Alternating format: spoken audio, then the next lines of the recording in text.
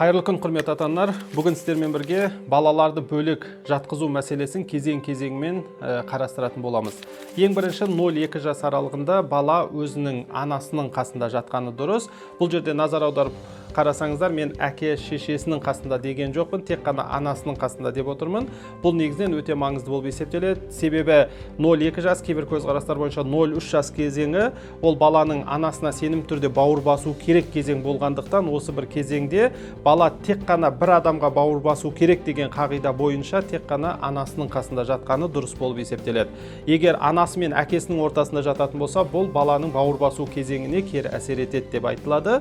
Одан бөлек жұбайлар арасы қарым-қатынас тұрғысынан да қарайтын болсақ, жұбайлардың арасына тіпті баласының өзі кірмеуі керек, бала анасының жағында жату керек деп айтсақ, әлдеқайда дұрысырақ болады. Немесе кейбір балалар бесікке бөлінуі мүмкін, немесе өздерінің арнайы манеж секілді өздерінің төсектерінде жатуы мүмкін. Бұл да проблема емес. Ең бастысы, анасы қолын созған кезде баласына қолы жететіндей жақындықта баланың жатуы өте маңызды. Егер арнайы өзінің төсегі манежде жататын болса, осы анасы жақын төмен қарай түсіріп қойып, анасы емін-еркін қолын созған кезде баласына жететіндей мүмкіндік жасалса, немесе бесікті де өзінің төсегіне тақап қойып, қолын созған кезде емін-еркін жететіндей жақындықты қарастырсақ, жеткілікті деп айтуға болады. Енді 0-2 жас аралығында бала анасының қасында жатты, араларында сенімді бауыр басу мәселесі орнады. Ал 2 жастан бастап бала ата-анасының бөлмесінде, бірақ бөлек орында жатуы керек. Яғни сіз бесікті кішкене арырақ алыстатып жатқызуыңыз мүмкін, немесе өзінің төсегі манежін түсіріп қойған есігінен жоғары қарай көтеріп қойып, төсегіңізден алыстатуыңызға болады. Немесе балаларға арнайы бөлек төсек алып беру арқылы да бұл мәселені шешуге болады. Енді әсіресе осы кезеңде баланы өзіңізден алыстату кішкене қиындықтар туындатуы мүмкін. Бұл жерде балалардың жас ерекшелігіне сай психологиясын пайдалану сіздерге ұсынамын. Өйткені 2 жаста балада менікі деген, мен деген сезімдер пайда болатынын ескеретін болсақ, осы жаста менікі деген нәрсені уақытында қолданып қалуды сіздерге ұсынамын. Яғни, мына төсек сенікі, мына орын сенікі деген секілді баланың өзіне иелік ете алатын бір төсек беру арқылы, ол баланың сол өзінің төсегінде өзі бөлек жатуына сіз жаңағы жағдай жасай аласыз. Ал енді қай кезде бала ата-анасының бөлмесінен бөлек бөлмеге шығу керек деген мәселеге келер болсақ, бұл шамамен 3,5-4 жас аралығы.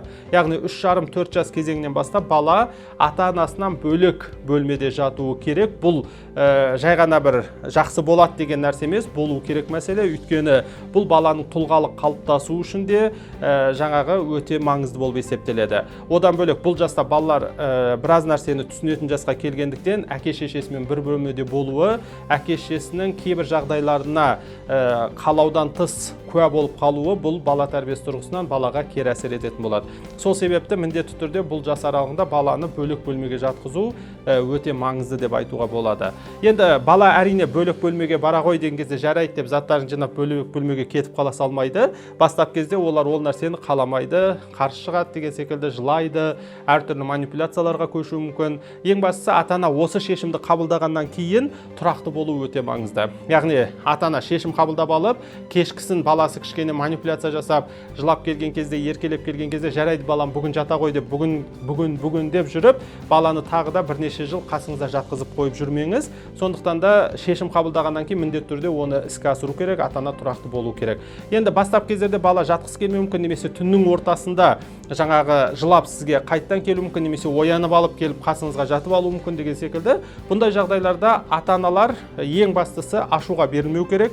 Балаға ешқандай ұрсудың қажеті жоқ, ол үшін баланы кінәлаудың қажеті жоқ, ешқандай эмоцияға берілмей, балаңызды қайтадан апарып, сабырлы түрде, мейірімді түрде балаңызды алып барып өз орнына жатқызып, балаңыз қайтадан ұйықтағанға дейін қасында отыра тұру немесе қасында жата тұру мәселесін қолға алу керек. Бұл алғашқы ұйқыға кетер кезінде де, мысалы 9-да ұйықтайтын болса, ол кезде де мүмкін біраз күнге дейін осы процесті жасау керек болуы мүмкін. Яғни бала ұйықтағанша қасында отыра тұру немесе қасында жата тұру, бірге отырып ертек айту, әңгіме айту деген секілді мәселелерді бастапқы кездерде де істеу керек болуы мүмкін.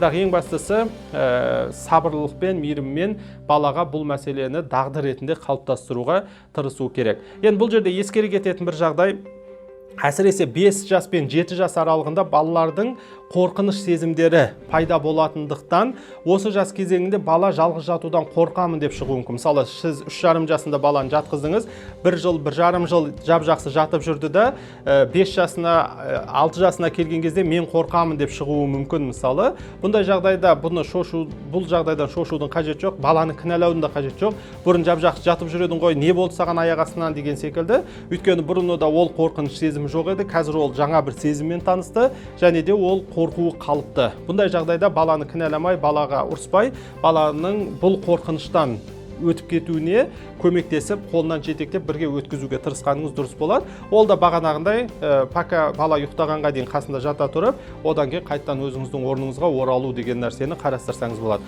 Бірақ бұл жерде, құрметті ата-аналар, өте маңызды мәселе, қайттан орныңызға оралу өте маңызды. Яғни таңға дейін балаңыздың қасында жатып қалмау керексіз, онда қайтадан сол бала ата-анасының қасында жату деген нәрсеге үйреніп қалатын болады. Және жұбайлар арасы қарым-қатынас тұрғысынан да бұл жақсы нәрсе емес, құрметті ата-аналар. Сондықтан да бұл жерде міндетті түрде қайта оралуды ұмытпауларыңыз керек. Осы секілді жалпы қағидаларды ескере отырып, балаларды бөлек жатқызуды қолға алатын болсаңыздар, бұл мәселені тез арада шешуге болады. Ал енді ұлдар мен қыздардың бөлмесін бөлу мәселесіне келетін болсақ, егер бұған сіздердің материалдық жағдайларыңыз, үйлеріңіздің бөлмесінің саны ыңғайлы болып жататын болса, әрине ең жақсы 7 жастан бастап ұлдар мен қыздардың да бөлмесін бөлген жақсы болып есептеледі. Ал егер бұған жағдай келмейтін болса, енді бізде өкінішке орай көбімізде бұған жағдайымыз келе бермеуі мүмкін. Ондай жағдайда балиғат жасына жақындаған кезде, яғни өтпелі кезеңге жақындап, олар жыныстық тұрғыдан дами бастайтын кезеңдерде, ең болмаса осы кезеңде ұл мен қыздың бөлмесін бөлгендеріңіз дұрыс болады. Бәріңізге сәттілік тілеймін.